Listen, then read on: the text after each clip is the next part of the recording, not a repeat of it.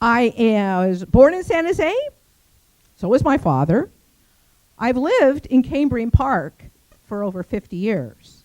And now I'm considering purchasing a handgun because I do not feel safe in my home. I would like you to speak to what I believe is a failure of leadership on the city council to make the people of at least Cambrian Park, where no house sells under $1 million, safe in their home. Okay. Thank you very much, and thank you for having me here this morning. And I'm going to answer the question in just a second. I'd just like to at least offer a couple introductory remarks. First, an apology. I know that we were scheduled to be here. I was scheduled to be here a few weeks ago. I think many of you know we lost Officer Mike Catherman the night before that scheduled appearance. At several of my appearances in organizations like this, we have media show up. We all agreed it would not be appropriate for me to be talking about what the police did well or poorly on that night involving the Trump rally. The night after we lost a police officer, we wanted to avoid those conversations for a day or two to allow, obviously, the family and the rest of the department to be able to grieve appropriately.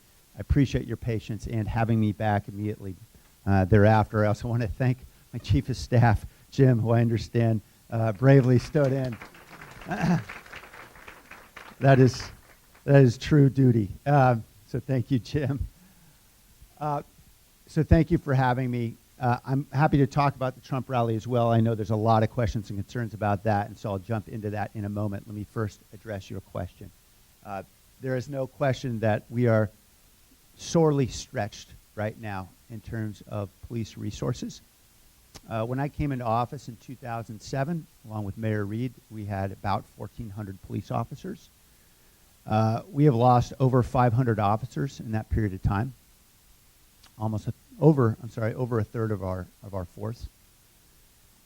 I think we all know well what happened between 2007 and today. Over the last decade, we've endured a very severe recession. We had layoffs, we had hiring freezes, we had pay cuts, we had pension reform, we had a lot of challenges, and all of those things resulted in a severe loss of our department.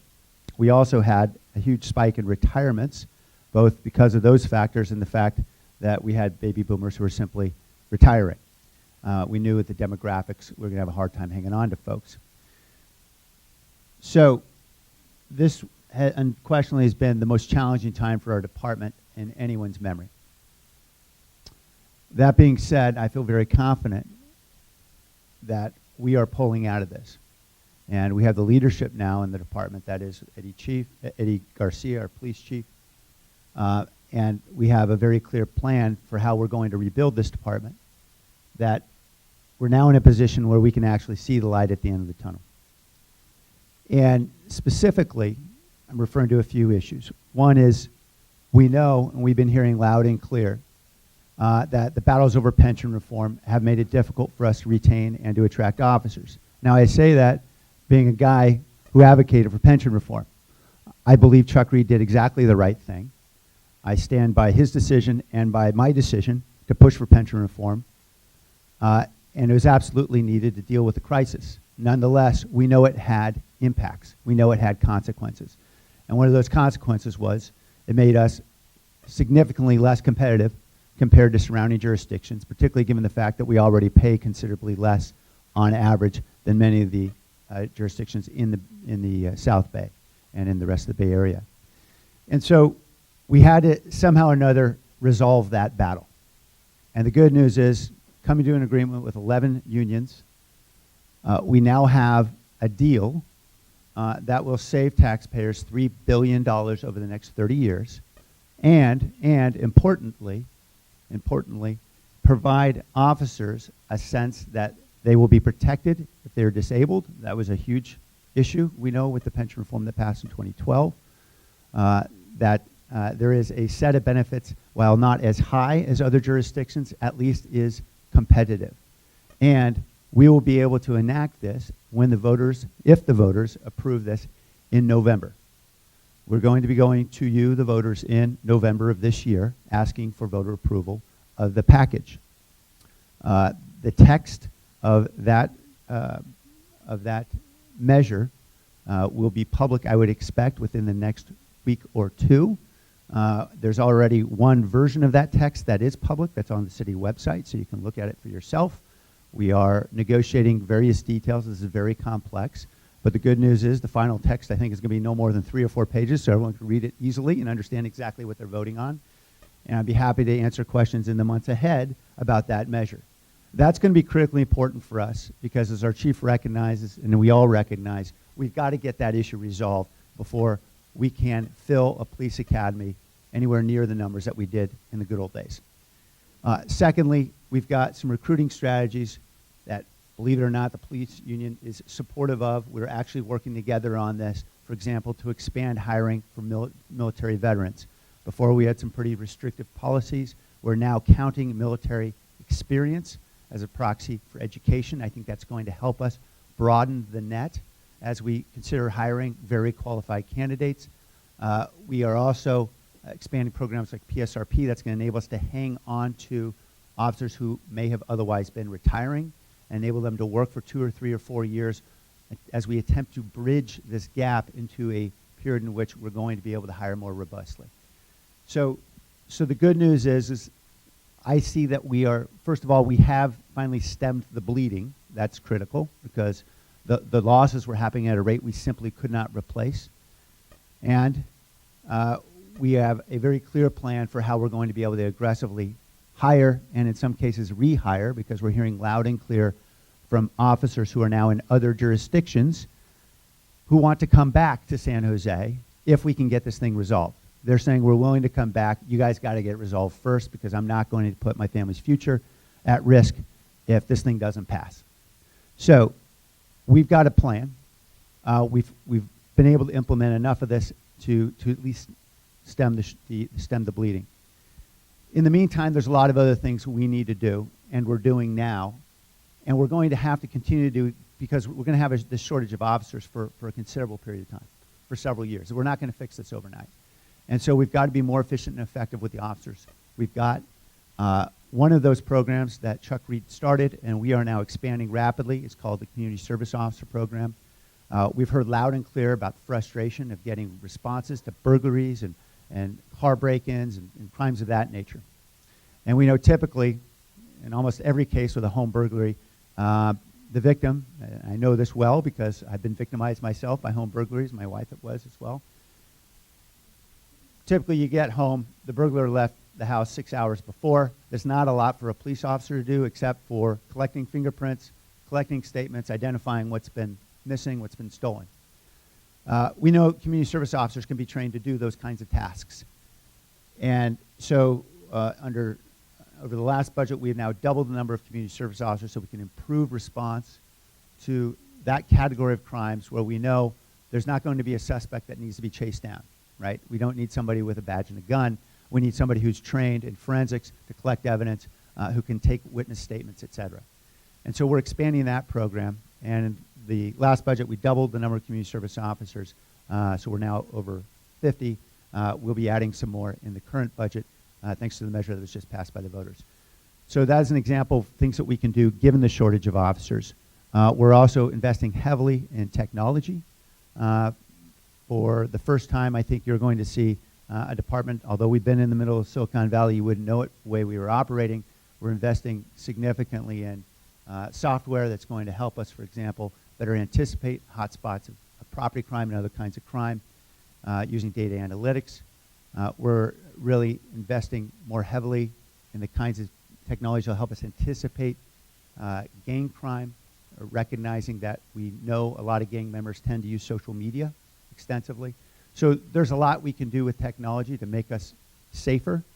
License plate readers and other kinds of technology I know Councilmember Camus has been a strong advocate of, and we're making those investments as well.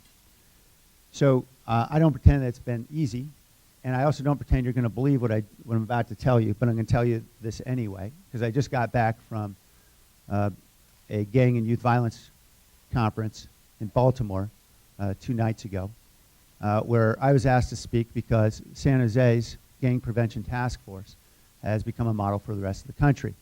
Why? Because we have the lowest violent crime rate of any major city in the United States. And you don't have to believe me for this, because I'm an elected official. So don't believe me, look it up for yourself. Go to the FBI website where they list all the cities with a population of 500,000 or more. There's over 30 cities in this country with at least 500,000 people. And San Jose has the lowest violent crime rate. Nonetheless, we know that's not good enough because we're used to being safe. And this year in particular, we're seeing a spike in violent crime that's got us all very concerned. And so we've got a lot more work to do. But I want to assure you that folks are working very hard. And contrary to what you might believe, certainly because we know local media is local media, we do have a model that has been effective enough to be a model that other cities are emulating for gang prevention, particularly in leveraging partnerships with faith communities, nonprofit organizations, with schools, that enables us to get to many kids before the gangs do. And that is a critical strategy for reducing violence. So I've talked a very long time. I'll stop talking on that question because I know I can go on for another hour. I think a lot of people have questions about what happened on the Trump rally, so I think I'd certainly be happy to take those questions. We had a lot of prepared remarks, and I want to put those off so we could just address your questions. What I'd like to do, as folks are coming up, is tell you what we know about the arrests so far with the rally, because there's a lot of information that we've been able to gather, certainly in the last couple of weeks, and I just want to update folks as the first questioner is coming up to the mic. First, there were, according to the San Jose Police Department, 23 reported victims on that night. 22 identified suspects so far, 22 suspects. And I know folks in this room, some who may have attended or have friends or family who attended, we are relying enormously on others to help us identify suspects. And so if there's something that you think you know or someone you know knows that can help us, please go to the website, sapd.org, where we can upload video or photos. Please call the police department. We'd be happy to be able to take additional information that can help us identify suspects. So far, of the 22 identified suspects, we've had 21 arrests. 21 arrests. And there are 4 additional. And I know that applause isn't for me. It's for the hardworking folks in the department. So thank you for that, because folks are working hard on this. In addition, we have, is it 4 more warrants? Is that right, Jim? 4 more outstanding warrants, meaning we know who the person is. We got a warrant out for their arrest. We got to go find them now. So that's the progress to date. The information that I got from the fire department and Mercy Medical Response on the scene of the 23 reported victims, 3 had medical attention on the scene. The reports from the medical professionals were of abrasions and cuts. Each of the 3 individuals declined to be transported to the hospital, declined to have additional medical attention. So the good news is, and I know this is again not something that people are going to be enthusiastic to hear, but let me just say it because I think it needs to be said. Those officers who were in a very difficult situation that night prevented very serious injuries. And we've seen situations like this get very violent, and by violent I mean people going to the hospital with serious injuries and death. The good news is, as bad as this was, and we all agree it was bad, it was awful, the officers on the scene were able to prevent major injuries. And so what we see is a very bad, awful situation, but we need to also recognize there were officers who were there doing everything they could. So that, I'll be happy to take questions. So if can you hear me with this microphone? So if your number is 1 through 4, 5, if you'll begin to line up, that would be helpful. Please speak very loudly and very slowly. Great. So the mayor can understand you and so can the room. Good morning. Good morning. Why did you allow San Jose citizens to be brutalized by thugs when they were peacefully exercising their First Amendment constitutional right? Thank you. Thank you for the question. The question was why did I allow people to be brutalized that night? And I think implicit in the question is a little rumor we've heard on a couple of news stations that somehow or another there was a stand-down order. Is that what you're referring to? That somehow I issued that I issued a stand-down order to the police department. So let me assure you, first of all, I talked to the police chief extensively about this night. He did not issue any stand-down order. I did not issue any stand-down order. I do not have the power to issue stand-down orders. I don't tell the police department who to arrest. I don't tell the experts in policing how to engage in tactics. That is not my role. Although I am a former criminal prosecutor, I don't pretend to know how police officers should deal with an unruly crowd or with violent people in a crowd of several hundred. We leave those decisions to the experts, and that is the chief and the people who work for the chief who are trained to deal with very difficult situations like that. So there's no question that what happened was awful. We never want to see that in San Jose again. Thank you, Jim. But there was no decision by myself, by the chief, nor by anyone on the scene to stand down. What you did see, and I know it was widely criticized, was the line of officers and officers who did not break the line, it's called a skirmish line, to go into the crowd to make arrests when there was evidence of violence or attacks happening in the crowd. And the chief has had a lengthy press conference on this, and he can certainly respond much more effectively than I can, but I'll briefly describe what I understand to be the situation. When forming a skirmish line, that skirmish line was formed in part to enable folks who were attending the rally to be able to get out behind the officers to get to their intended location. That was to get to their cars. The route, I think many of you have heard, had to be altered. And it had to be altered at the last minute. And that was, I believe, in many ways an unfortunate cause of many of the challenges, because as we look back on this, and the chief I think would be the first to say it, lesson learned was those attendees should have never been sent in the direction they were sent. They should have been, we could have done it differently. We could have done it differently. And it was the fact that they had to make that change that put folks in peril by walking directly east rather than holding them in the facility until we could get the crowd cleared. The officers who were there who were holding the skirmish line were doing so because that is the police tactic. The tactic is to ensure you preserve the folks who are trying to exit and to ensure that you contain the violence so it does not spread. And we've seen in plenty of situations where it can spread like a contagion very, very quickly. If officers break the skirmish line and go into a crowd to make an arrest, presumably they'd have to use force to do so. And then you need several officers to do so. And when you have officers who are breaking away from the line into a crowd using force to effectuate an arrest, things can get very ugly very quickly, both for people in that crowd and for the officers. Now, I'm not an expert in that tactic. I'm telling you what I've been told. And certainly, I know Eddie Garcia, who is our chief, has been working very diligently with the community to explain and answer all these questions. And I should say there's a working group that's been formed and includes several Republicans selected by the GOP county committee that Eddie started working, the chief started meeting with. He meets regularly with the group. The next meeting is scheduled for this Thursday. And to provide a regular update on prosecution and to answer questions about the tactics that were used that day. So I'm not trying to duck the question. I'm trying to tell you exactly what I know, but I am not the expert in this, and I'm not going to pretend to be the expert. I do believe when you're the mayor that you need to rely on the expertise of those who've been trained to do what they do, just as the president needs to rely on the expertise of military generals who've been trained to do what they do. I believe that while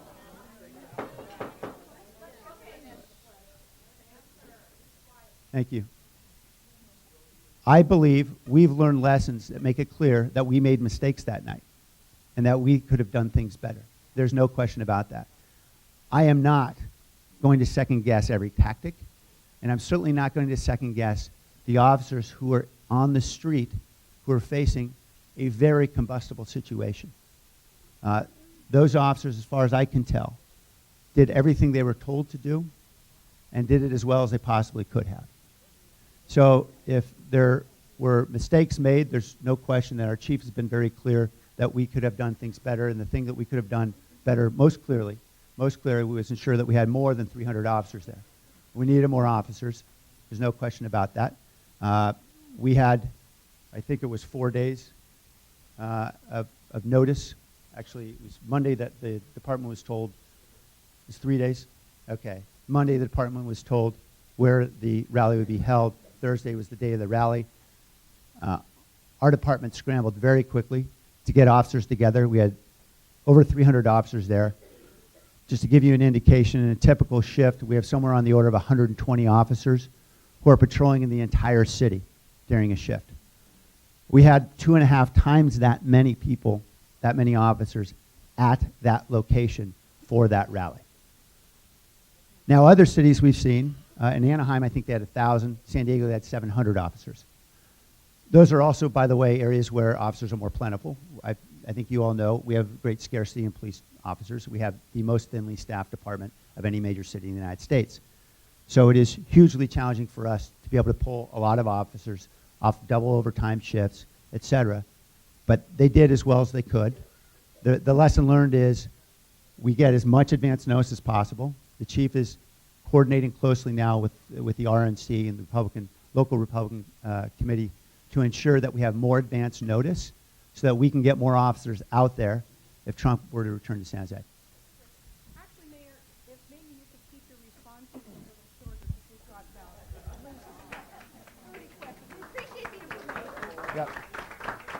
Yeah, you can imagine though when someone asserts that you give that you allow people to be brutalized, it's usually not a 3-word response.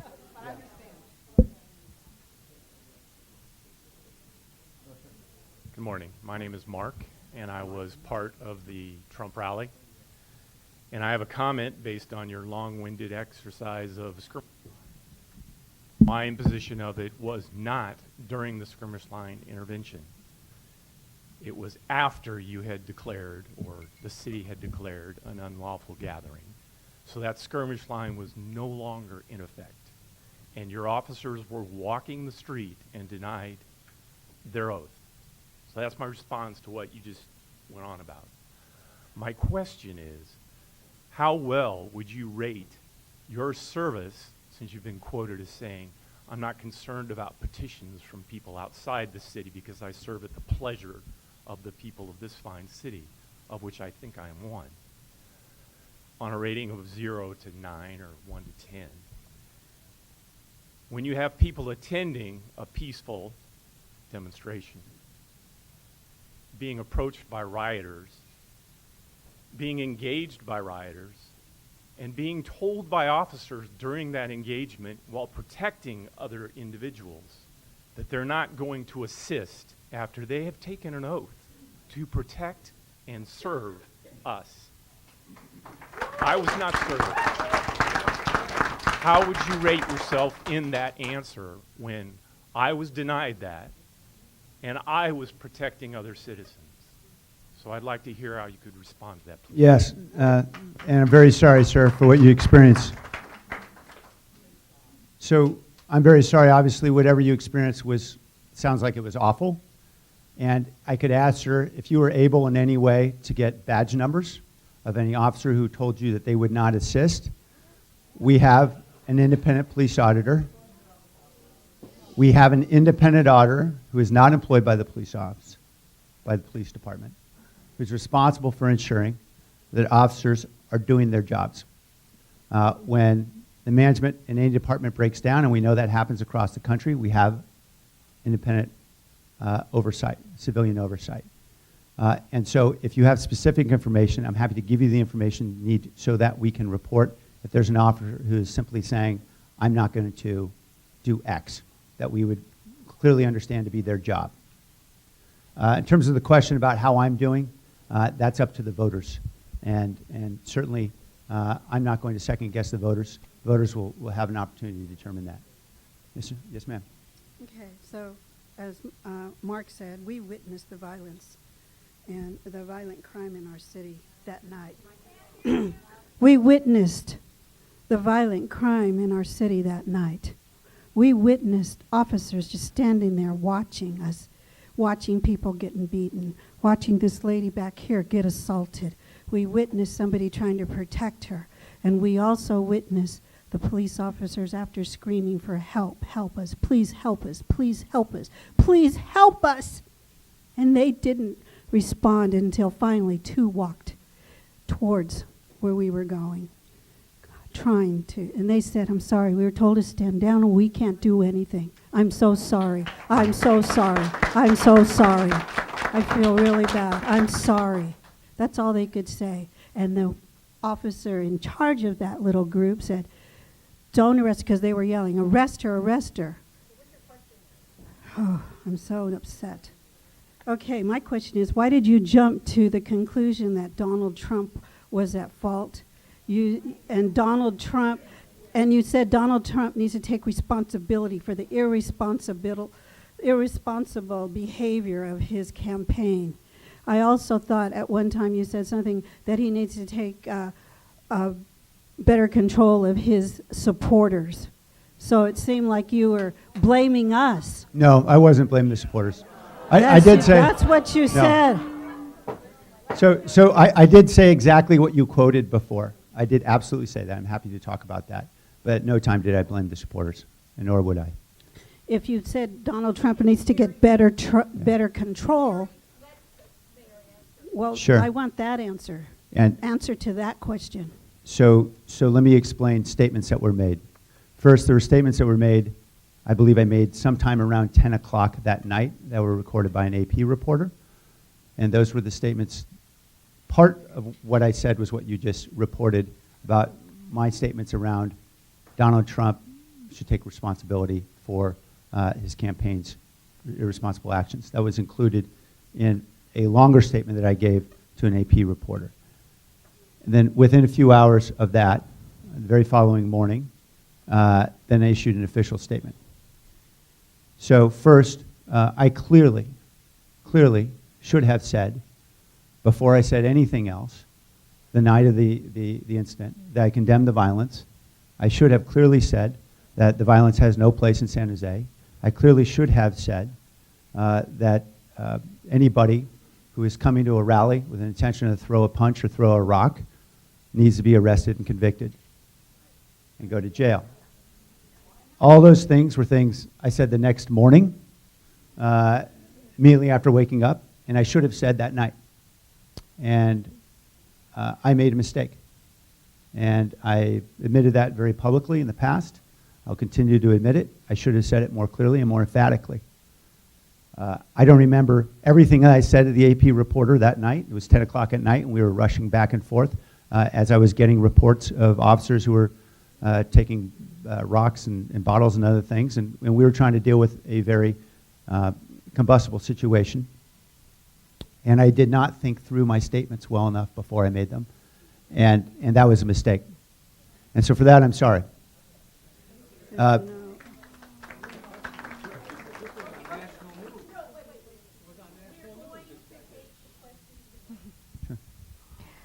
Mayor, I guess I'll follow up on Mary's question then. Sure. So your statement was, which you said you should have put some other things before that statement, but your statement was that Trump should take responsibility for his Yes. supporters. In this age where an entire generation has... Not for his supporters. That's not what I said. For things that he's saying. for things that he's saying. Yes, right. Yeah.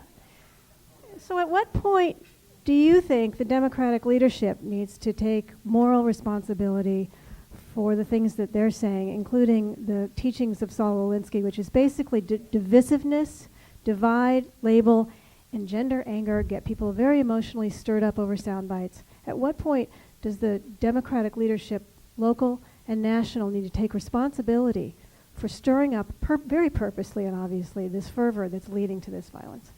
So I think we all need to take responsibility. Thank you. I think we all need to take responsibility for what we all say, right?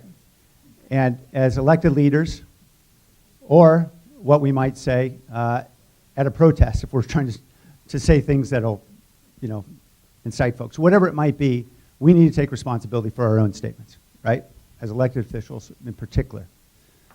I don't, by the way, ascribe to any of the beliefs of Saul Alinsky. I think, as you know well, lots of Republicans believe lots of things. I know lots of Republicans don't believe everything that comes out of Donald Trump's mouth. I don't believe much of what comes out of Saul Alinsky's mouth, so that's not my... I don't agree with everything that comes out of Hillary's mouth.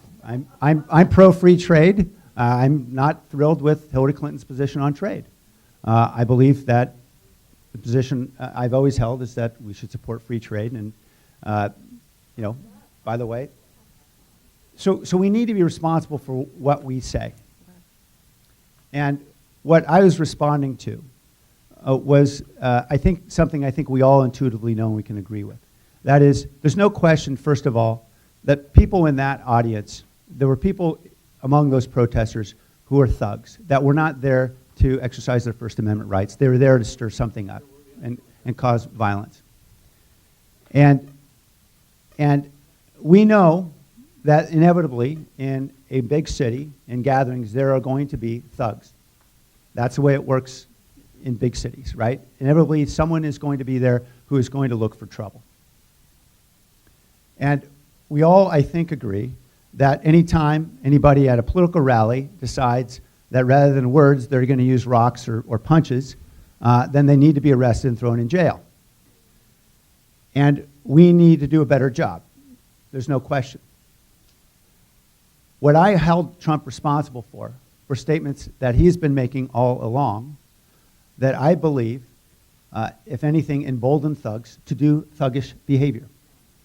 So allow me if I can to complete what I'm saying, and then I invite you to boo all you want. I know you'll feel free to do that.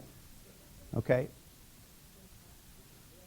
When Donald Trump launched his campaign, the statements made about Mexican immigrants being rapists and drug dealers.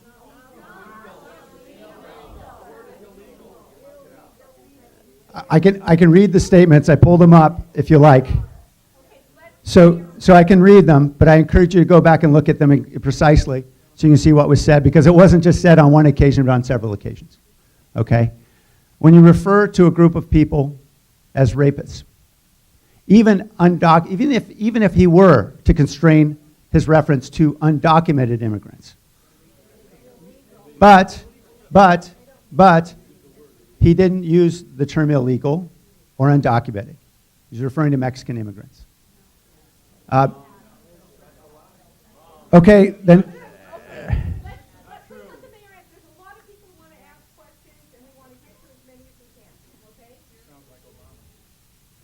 So I'm going to see if I can. When Mexico sends its people, they're not sending their best. They're not sending you. They're not sending you. They're sending people that have lots of problems. They're bringing those problems with us. They're bringing drugs. They're bringing crime. They're bringing rape. They're rapists. And some, I assume, are good people. Now, the word illegal, undocumented doesn't appear anywhere in there. Okay, and this is a statement, he's referred to rapists several times. And so what we need to understand is we live in a very diverse community, like in all big cities. And you can imagine the anger. I know there are plenty of friends of mine in the Republican Party who abhor statements like that, because I don't believe Republicans are racist. I think most Republicans don't embrace statements like this.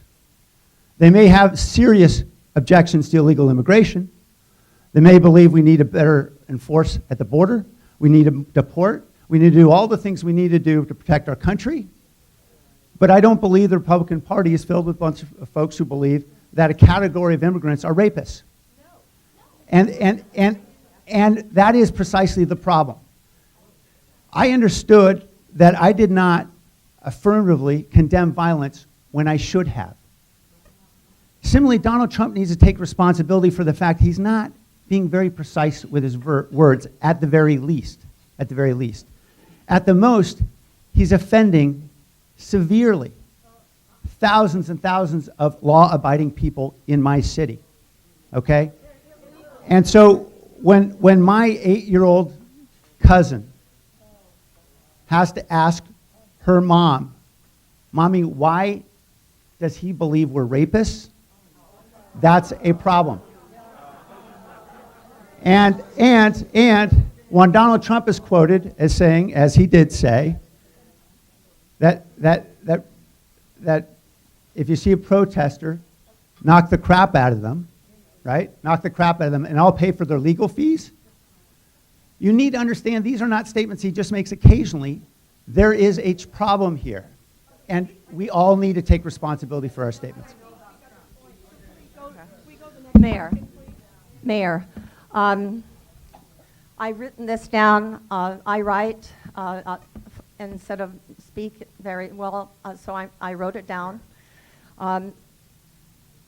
As a mayoral candidate, we were at the mayor's debate. You said that unlike Mr. Cortese, you would not support a tax increase.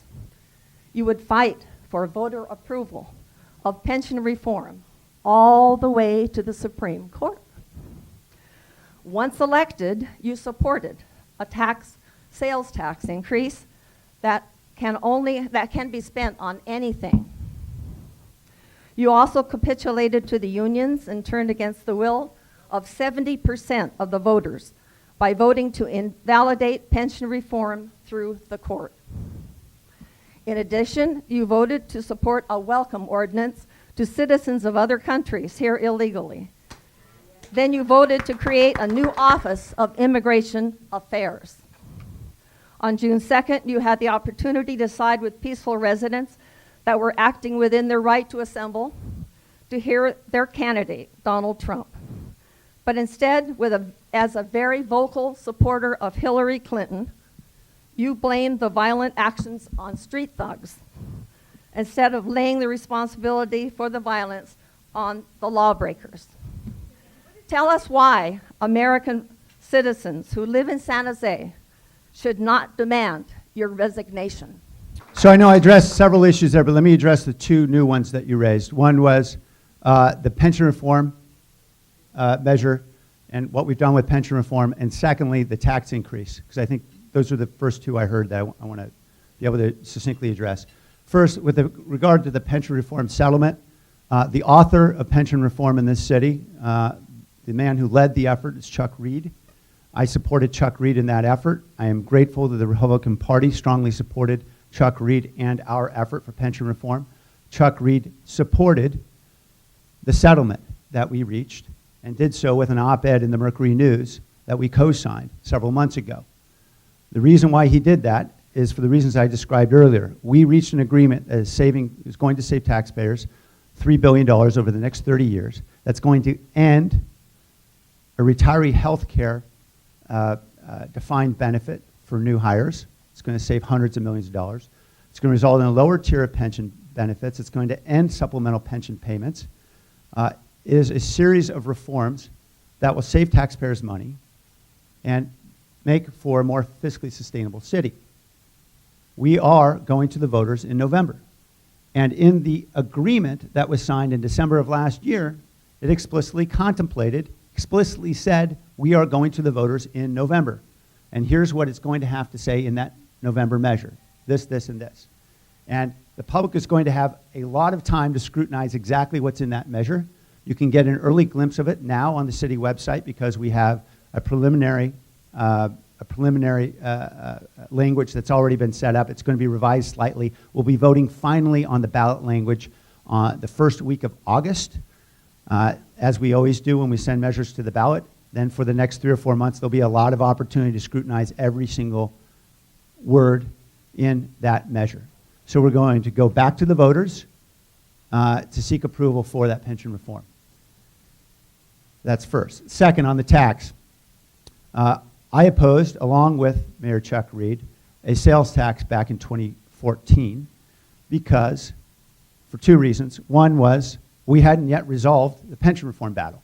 And as I said very clearly then, and I've been saying since, I don't believe we should increase revenues. We should not be asking taxpayers to pay a cent more until we've fixed the problem at City Hall, until we've tightened our belts. And so that was the strategy that Chuck Reed laid out in 2010 when we had our fiscal reform plan. It was, we have to do these dozen things or so everything from reforming disability to eliminating sick leave payouts to obviously the pension reforms that are referred to, the medical retiree reforms, a whole series of changes. We had to check those boxes to show that we can tighten our belts first, because any tax increase would just be sending taxpayer money into a black hole. And we weren't going to do that.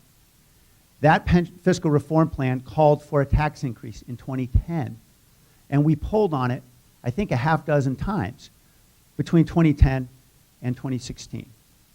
We pulled on it repeatedly, and I had the conversations with Chuck. We agreed, doesn't make sense to do it. We're not really sure the voter support or not, but we haven't fixed the problem yet. And we hadn't.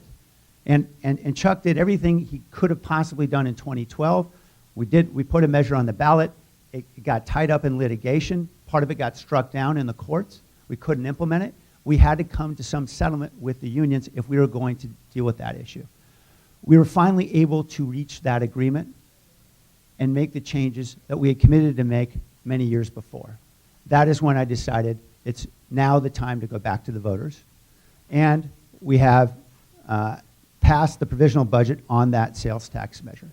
93% of those dollars are going to two priorities: fixing roads and public safety. And by public safety, I mean fire and police. 93% of those revenues are going to those two purposes, which were the two highest in polling when we surveyed residents again and again and again about what their priorities were. Who's the next question?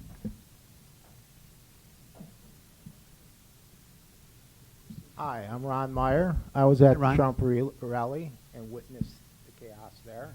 Fortunately, I avoided it because I parked on a lot over on 3rd Street and basically went around it and avoided the violence because I saw what was happening. Yeah. Since you brought up the term racism, I have Webster's dictionary here. I think maybe you need to get a definition here because your implication of what Trump said has nothing to do with race. Racism, a belief that the race is the primary determinant of human traits and capacities, and that racial differences produce an inherent superiority of a particular race, a racial prejudice or discrimination. Examples of racism were the Nazis during World War II, apartheid in South Africa. That's racism, sir. Nothing that Trump said implied anything to do with racists. And your implication that what he said was racist, according to this definition, is bogus. Where in the heck do you come off implying a person's implication of a racist statement when you don't even know the definition? Ron, thank you for your statement. I appreciate your statement. So let me respond. Yeah, First, I don't compare Donald Trump to the Nazis. I think there's no question. That's not the problem here. All right? So let's try to avoid the extremes. The question is, what was said, is it responsible or not? Gonzalo Curiel was a federal prosecutor when I was a prosecutor at the U.S. Attorney's Office. He was a man who was threatened repeatedly by Mexican cartels. In fact, he had to live on a military base for a year because he was prosecuting drug cases, and the Arellano Felix cartel had plans to kill him as a prosecutor. And those plans were intercepted by the FBI, and so Gonzalo lived for a year in hiding on a military base, but continued to come back and prosecute those cartels. He became a federal judge. I think you know where this is going. Gonzalo Curiel was the federal judge who was condemned by Trump for having bias in that case involving Trump University. And the bias was identified as being, well, he's Mexican. Gonzalo Curiel was born in Indiana. Those statements were condemned by Paul Ryan. Those statements were condemned by a lot of prominent Republicans as being completely beyond the pale. Because many Republicans don't believe that because someone is Mexican American, that makes them biased in how they'll rule as a judge. And I believe that's what many Republican leaders said, because that's the way many Republicans feel. That those kinds of statements are not justifiable. And I believe, yes, it's racist. Well, let me make a rebuttal. Just a rebuttal. We got a Supreme Court justice. Okay, I'm sorry. We have to take our next question. Thank you, Ron. Okay, next person. Thank you. Hello, Mr. Mayor. Hi. My name is Linda. I just, a comment, then I'm going to tell you my situation. I think it would be extremely crazy for you to be talking about Donald Trump when you support a candidate who has lied and has been under criminal investigation since before she was in the White House. Okay, so if we're going to talk about character, let's talk about 4 dead people in Benghazi and somebody sleeping through it. Okay, that's what I have to say about that. Secondly, when I went to the Trump rally, I had some people with me who had never been to a rally.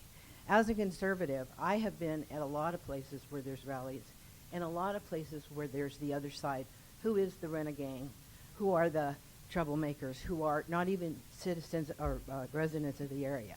I know how brutal they are, I know how strong they are, and I assured my friends, don't worry, because the police will do their job. What they'll do is they'll make them stand across the street and separate them, and we will not, they can heckle us, I'm going to tell you. So they will heckle us, whatever, but we won't get hurt. Now, what happened was not because there was a shortage of police. It happened because the police did not separate the protesters, which very easily could have done. They were standing at the Civic Auditorium at the side of us. Yeah. And so that their mistake was not, it was logistical. You're right. They should have kept them across the street. Yes. We all would have gotten in our cars. There wouldn't have been any damage. Right. And at one point, I was actually pushed into the crowd by one of your policemen with a baton in my back trying to push me into the protesters.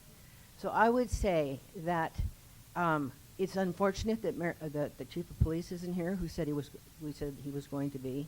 But I believe that and several officers have said that they did have a stand-down order. Nobody wants to take responsibility. But I think actually what happened is a good thing, because really now you know the face of the enemy and what they will do at any cost to hurt and take away your free speech, which is what they wanted to do. Linda, I just want to say, I think you're right that the key problem was that the protesters should have been pushed back, or simply people should have been routed differently. There should never have been that mixing. That was the huge tactical mistake. Huge. And let me explain how it got there. And I'm sure Eddie, our chief, Eddie Garcia, would be happy to talk to this organization as he's talked to other Republican organizations like the Central Committee, and he can go into this in all great detail. Again, I'm not the expert, but what I do know is that the plan was to have attendees at the rally walk out, go south along Market Street, away from the protesters, and then come back along Ballbach to get back to the parking, the cars. Two problems with that. First was apparently a lot of the attendees parked in other places throughout the downtown. They didn't coordinate the parking well enough. And again, with more time and planning and with this knowledge, clearly we recognize that was a mistake. We should have ensured that all the attendees would park in one place so we could get them safely out. Right. And rather than being dispersed throughout the downtown. So that was one big problem. The other big problem was there was a lack of coordination, I believe, with the Secret Service and the Trump campaign and the department, because occasionally, I guess what was different this time is Donald Trump stayed afterward to sign some signatures and autographs and so forth. And I believe Eddie Garcia will tell you this, that there was a lack of coordination with the Secret Service because they need to get him out of there first and foremost, right? Because they know that's a big issue with security. Right, and they got him out of there quickly and safely. The problem was because he stayed, they could not send attendees back toward Ballbach because he was in the same location, and they didn't want attendees going in while they're trying to get his cars and motorcade out. Right.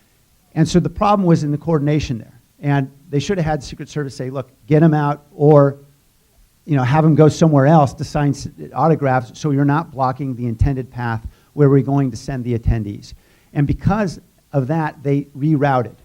And that was the tactical mistake, where the attendees were mixed in, or in the same direction as the protesters, and then all the disaster, right? So that is what I understood the tactical mistake. I'm sure Eddie would be happy to address this group and describe in greater detail. And Wait a minute, we're going to take one more question. The mayor has to leave in a few minutes. We acknowledge that there's a lot of frustration, and we do appreciate the mayor being here. We'll take one more question from Eva. Just a comment. I'm going to ask.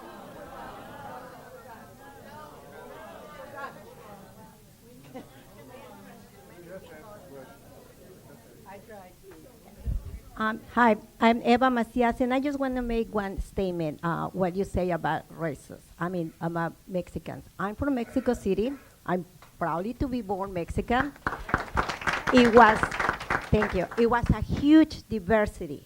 It was people from Asia, from Europe. I'm proud Mexican.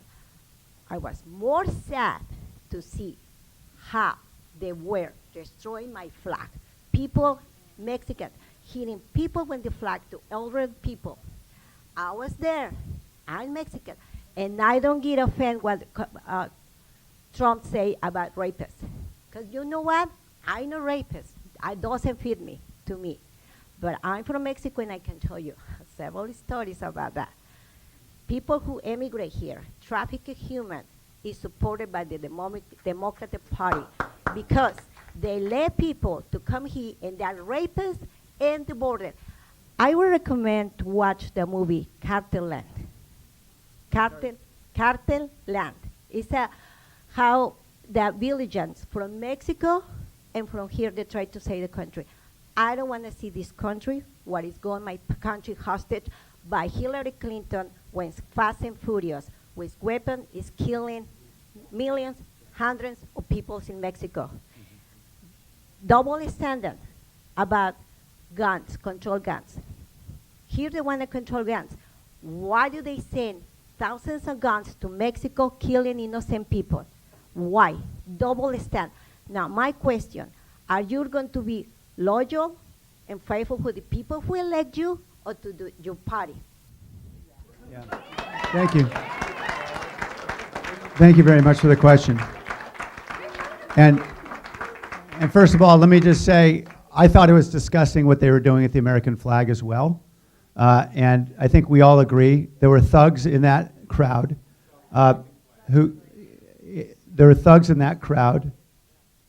who we want to arrest if they haven't been arrested already, and they should go to jail if they committed any violence. Now, the question is, am I going to be loyal to the people who elected me or my party? So let me be very clear. I stood up against my party to stand for pension reform repeatedly over the last several years. I've never had the endorsement of a single union at any time in my political career. I did not have the endorsement of the Democratic Party when I ran for mayor. They opposed me, and they spent almost $2 million to defeat me. I did not have the Democratic Party's endorsement when I ran for city council in 2006. They spent money against me and tried to defeat me. I do not have loyalty to a party. I have time and time again stood up against the party. I know we have a difference of opinion about presidential candidates, and that's okay. I have lots of Republican friends, just as I have lots of Democratic friends who aren't necessarily aligned with their party on their presidential pick. That is not an issue of party. It's an issue of conscience. We decide to vote for whoever it is we believe is best for the job. What I'll commit to each one of you is I'll come back here as many times as you want to pose tough questions, as many times as you want to discuss difficult issues. And I first of all, really appreciate the fact that people have come to me today to say exactly what's on their mind, not to hold anything back. We've got to have very honest, brutally honest conversation. But you'll need to appreciate also, if I think I'm right, I'm not gonna back down. If I think I'm wrong, as I did on a couple of occasions today, I'll admit I'm wrong. But we need to have an honest dialogue, and I'm glad we had to start today. Thank you.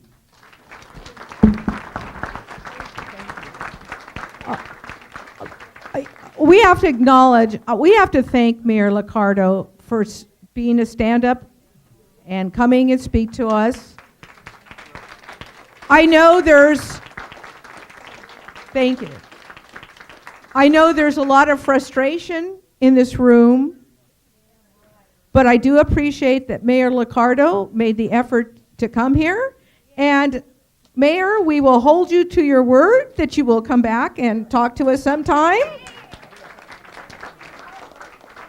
And thank you very much. Can we have a round of applause? And thank you, thank you, thank you, thank you.